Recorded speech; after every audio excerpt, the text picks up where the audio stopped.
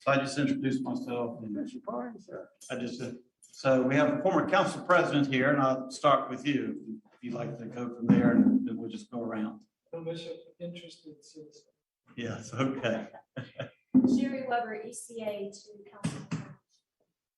Go ahead, Claire. Claire Nettles, interested reporter. Okay.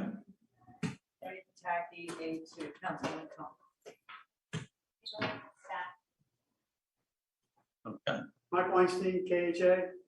Okay. Chet. Chester Higgins, City Council District 1, ECA. Okay. And Councilman Michael Boyle, District 6. We have our capable team over there, headed by our council secretary, which is another word for saying Secretary of State of the Council, and appreciate her being here as well. And my phone is off, but it's vibrating, so it distracted me for a second. You have your meeting agenda, and I thank y'all that could make it coming. We adhere to the 24-hour notice requirement by about 30 minutes to an hour, but on a Monday, that's not bad. And I understand that some people may already be booked with other meetings, other council members, ECAs. Still, this is an important conversation, one that I think needs to happen before tonight's council meeting. So I appreciate those of you who made time to join the conversation. The purpose of the meeting is, as stated on the meeting agenda and notice, the purpose of the meeting is simple, just greater transparency and accountability. To accomplish that, I'd like to openly discuss the nature of the in and out emergency action on this bill, which is 2021-764, and consider the merits of allowing this appropriation of $4.6 million in the American Rescue Plan, ARP, funding to proceed through the normal committee cycle. That's what I would like to consider the merits of letting this go through the normal committee cycle. After further discussion and receiving a lot of feedback from the overall community, I believe that seeking opportunities for deeper vetting of this recipient list is in order. Each council member was given the same charge to determine how to best distribute the one-time federal funding related to COVID-19 impact. And to be honest, there weren't many constraints written into the bill. You can refer to page 2 of Bill 764, the fifth whereas that sets out only these 3 parameters: small business economic assistance, aid to not-for-profit organizations, and aid to social detriments, or determinants, not detriments, but aid to social determinants of health programs. That being said, there were other constraints placed upon the process. In an August 19th email from the finance chair, council members were instructed, and I'm reading this exactly how it was put on the memo that went out, email. Each council member will receive $242,105 to award the eligible organizations of their choice. These organizations must meet the eligibility criteria of the American Rescue Plan Act. Each proposed recipient is required to review and complete the required form and must be signed by both the organization representative and the council member. Council members may decide how to divide their allotment, providing that $121,052 is the minimum amount of money to be given to one organization, and $242,105 the maximum, which really leaves just 2 choices. Now, I conducted my own vetting process for the 2 organizations you see my name listed by in Bill 764, Historical Society and Florida or Jacksonville Area Legal Aid. And I am open to further review of my choices and pouring as much sunshine on this process as we can.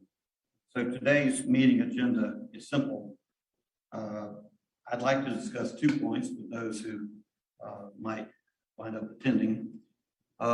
Reconsideration of the in and out emergency action attached to Bill 764 and the merits of letting this bill follow a complete committee cycle in an effort to create more space for vetting all recipients. And one reason that I came to this conclusion, I was reading the editorial page Sunday, and I already had concerns about each organization getting the same amount of money, because I'm not sure each organization has the same amount of money needed. So I did ask if I could veer from that just a bit, and I was given some flexibility.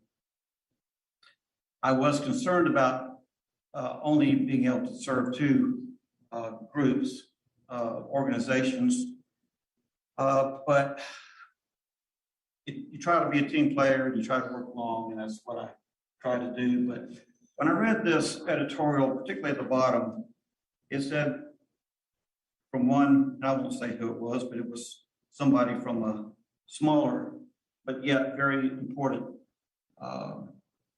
member of the not-for-profit community with the Jacksonville Dance Theater. And they're small, but they're an important part of our cultural and our arts community. Let me finish, please, and then I'll open it up. And she said, boy, we could have just used $5,000 to $10,000. So I think that to pass this out as an emergency just interrupts what could be a more accountable and transparent process. So that's why I would like to see us not pass this as an emergency in and out tonight. So with that being said, those are my concerns. That's why I called the meeting. And Councilman Boyle, you're recognized because I see you're wanting to say something. I do appreciate and that. I appreciate you being here. Thank you. You're a process-oriented council member. First of all, and I don't want to sidetrack the conversation, and I agree and support where you're headed with all of this. But just to be clear, with respect to the organization you just identified, Jack's Dance Theater, 2 important points to appreciate. Number one, they did receive $6,000 of CARES Act money way back in the early tranches of the day. As you recall, a couple of weeks ago, I was able to offer an amendment to one of the COVID bills to get $800,000 to the Cultural Council. Jack's Dance Theater is a level 3 organization in the Cultural Council, and merely by submitting an application, they will get $4,000. Okay. So she's not been left out of the mix in this process. Okay. All right. So, and I appreciate that. And I don't want to make a big deal of it. And I understand 4,000 may not be sufficient for what they need, but her concern, I think she is misdirected a little bit by saying she sure could use it when the funds have already been allocated. Depends on when she was interviewed. That could, well, the interview, I'll leave it at that. But let me speak to a couple of things. Number one, I agree. I appreciate the importance of transparency and due diligence, as you said. I'm a process guy in this process. But I don't want to have anyone have the impression that this was a willy-nilly process. Like you, I knew what we had in terms of the parameters by which we could make the appropriations or recommendations by them. You know, we didn't, at the end of the day, we didn't we weren't awarding money. We were really making recommendations to this administration to see if these organizations qualified based upon their vetting process. Tonight at the council meeting, I've invited the administration to talk about the vetting process that they're presently going through with all these organizations. I added my own criteria in that process, not only in terms of this grant, but the initial grant of $25,000 to 4 organizations. My other criteria beyond need is how they were serving the constituents in my district. And that's where I landed on the organizations that I supported. So I will continue to stand by my decision to support the 4 organizations initially and the 2 that I've added to the mix now. There's been a lot of pushback with respect to the for-profit that I supported or recommended in this process. It's a couple of things people should appreciate. Number one, there was a significant need there. They cut salaries of their reporters and the folks who serve our community, who serve the constituents of Mandarin. They closed down their Mandarin office because they couldn't afford to leave it open anymore. Yet they continued to provide the service. So I felt it warranted to provide. And by the way, it's a free newspaper. And ad revenue is what drove their business, and a lot of the local businesses in the Mandarin area were suffering because of COVID. So obviously we're not advertising in the newsline. So it was really important for me to do that. That being said, I am more than willing to recognize the optics of the situation, to say, let's not make this emergency. Let's push it through the process. I'm perfectly fine with that. But the other piece I'm a little frustrated with is how this is being painted across the board. As you recall, I mean, there are a couple of different issues. You and I serve on the finance committee. We saw the other large ARP bill with $141 million in there, and buried in there was an appropriation of $500,000 to an organization affiliated with one of our colleagues. We saw the same night that we approved that bill, we also approved the budget, as you recall, and we pulled purposely out of the budget any appropriation that was affiliated with any of our colleagues on the council. So these all get jumbled together. And I think there's important, and Mr. Bishop certainly can speak to this as well, there's an important to understand that we need to separate these issues. This individual issue right now is as you mentioned, the $4.6 million that we 19 council members were given the opportunity to find suitable organizations to support. Mr. Bowling, if I can just, Please. There are three kind of ways that we can give public grants, either sole source or direct contract, either name you want to call it, or through the three public services grants, KHA and the Cultural Council. And this is a new way. This is something we've not dealt with before. I'm concerned if we get dollars like this again, we may not have a 2-minute drill for how we handle it. And so I purposely have left out all of the other stuff because it's confusing. I agree. And so I appreciate what you're saying, and I'm not picking on anybody's in particular organization, but not only are the optics bad, but it doesn't allow us a chance to develop some ideas on a better policy, so that if we were given these type of dollars again, and maybe the Florida Theater or the Florida Dance organization may be in line for the dollars, and you're always good about giving money to cultural activities. That's part of your DNA, and I love that about you. But what I do want to say is there may be other organizations like that who may not be plugged in. Correct. And to pass this as an emergency, I just think it needs, from an optics point of view, at the very least, more time. And I think it also, we need, while we have this before us, a chance to talk about how we might do this better, how we might do it better.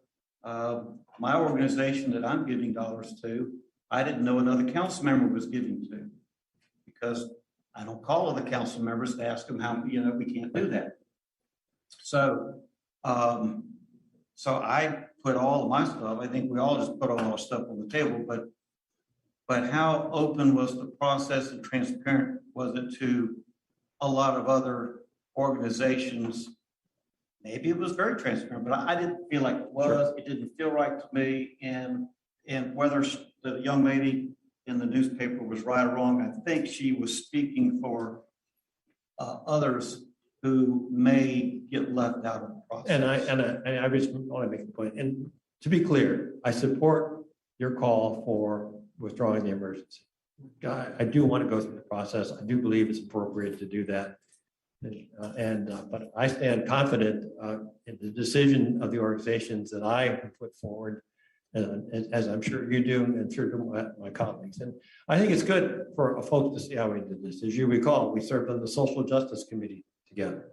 And quite honestly, in some respects, this isn't that much different than that. We had organizations who came to us, we vetted them as a group, and we moved forward money. And I think we're looking at the same. Let me differentiate one thing, because I did think about that. And I had questions about that at the time. Sure.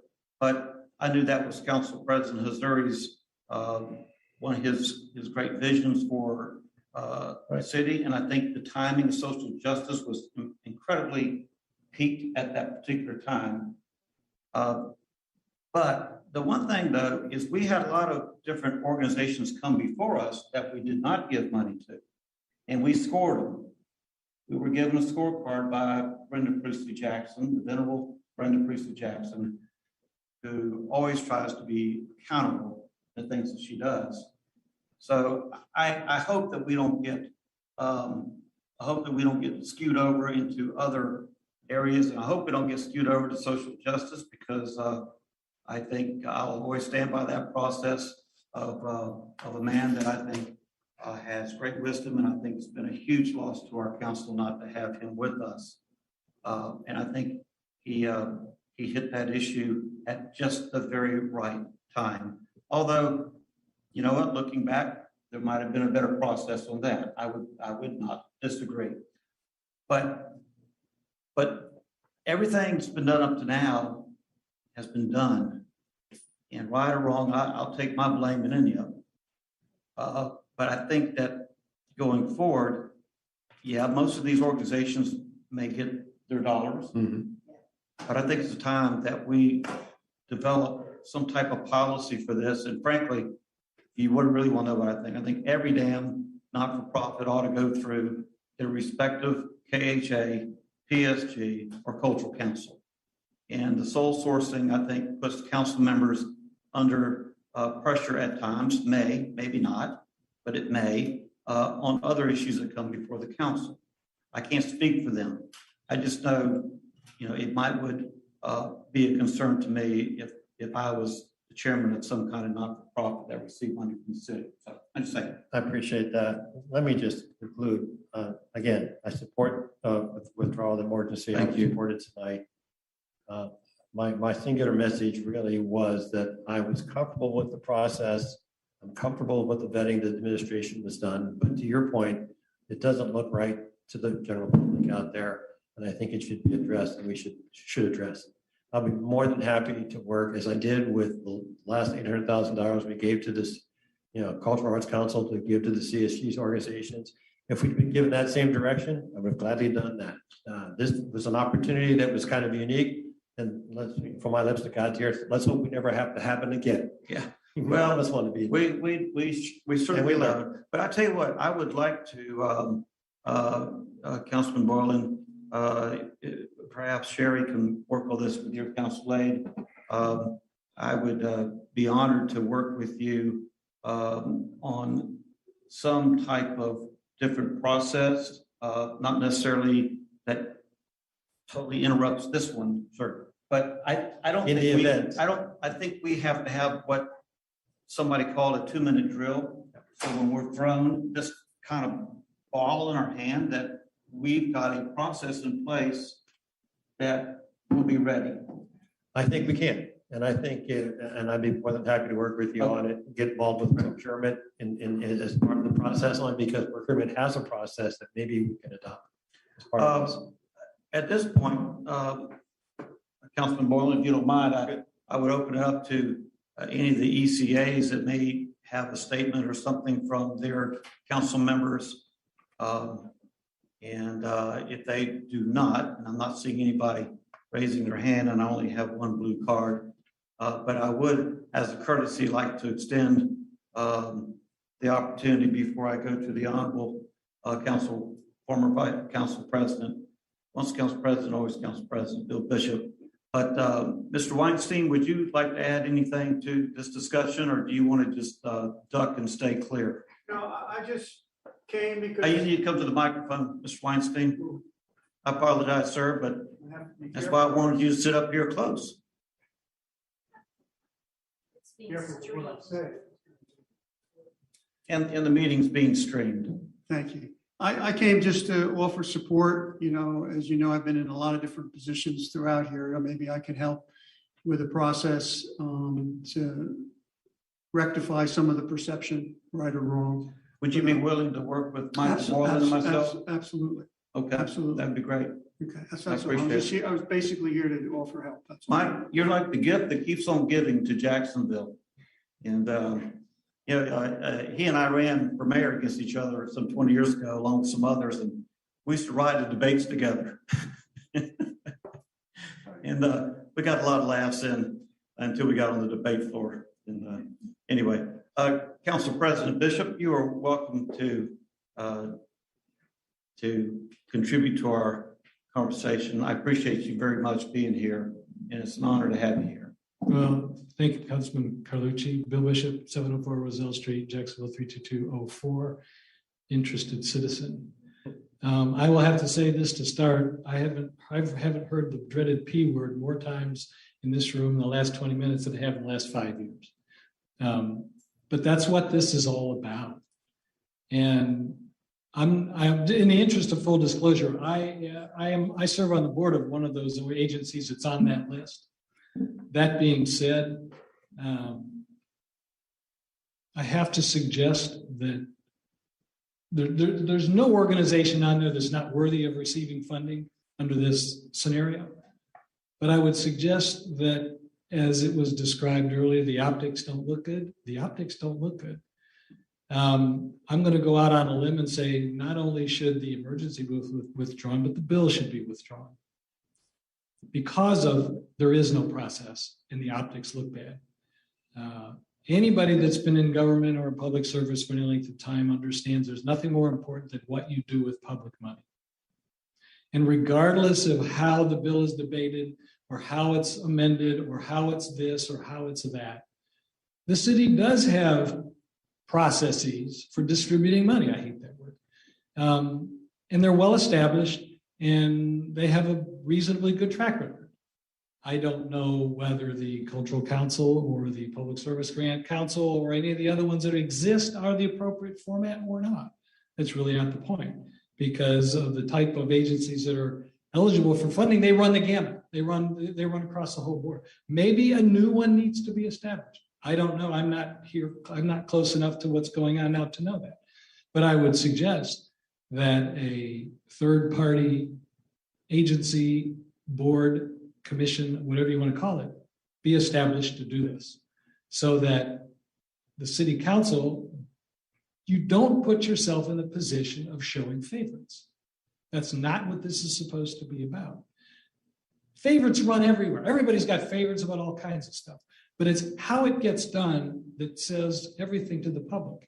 To be the good steward of public money, the whole process has to be open and transparent.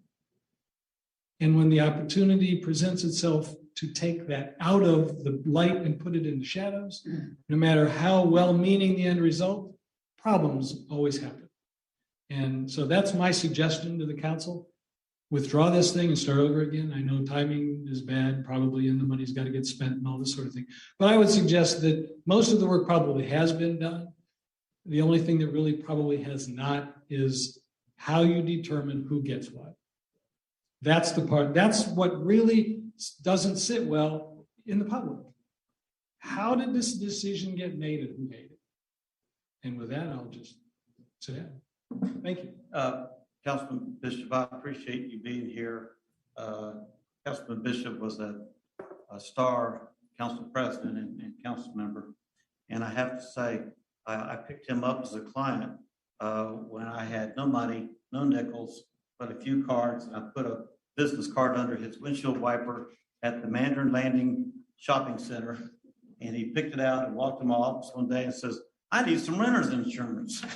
That was a long time ago. That was a long time ago, brother. I didn't have any clients and I didn't have any I hate money to tell either, you, so that it was- worked out. That was about 40 years ago.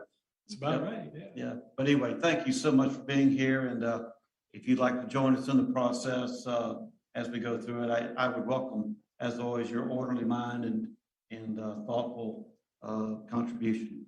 I'd be happy to help any way I All right, can. thank you. Appreciate Thank it. you very much. Anybody else that has anything they would like? Mr. Baldwin, Councilman Baldwin.